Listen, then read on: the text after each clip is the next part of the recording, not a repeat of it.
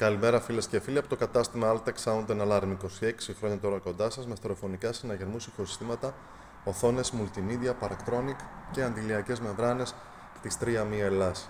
Θα σας παρουσιάσω μία τοποθέτηση που έγινε σήμερα σε ένα Opel Corsa 2014 μοντέλο αντιλιακής μεμβράνης 3Mi. Μπροστά έχουμε τοποθετήσει το μεσαίο, το CS35 και πίσω το σκούρο, το CS20. Πάμε λίγο από κοντά να δούμε λεπτομέρεια. Δεν υπάρχει ούτε ένα στίγμα, ούτε ένα μπιμπικάκι. Είναι ένα τέλειο αποτέλεσμα.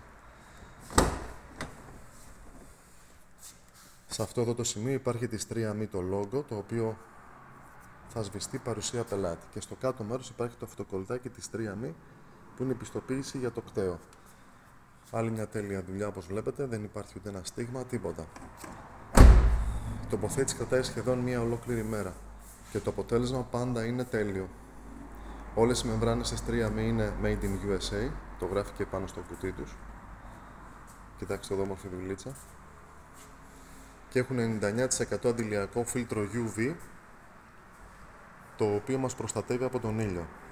Ταυτόχρονα έχουμε πάρα πολύ καλή θερμοκρασία μέσα στο αυτοκίνητο, πάρα πολύ δροσιά, δεν μας καίει καθόλου ο ήλιος και μας προστατεύει εμάς τους ίδιους, τα παιδιά μας και φυσικά οθόνες, δέρματα, display, οτιδήποτε μπορεί να χαλάσει και να πολυμερίσει ο ήλιος.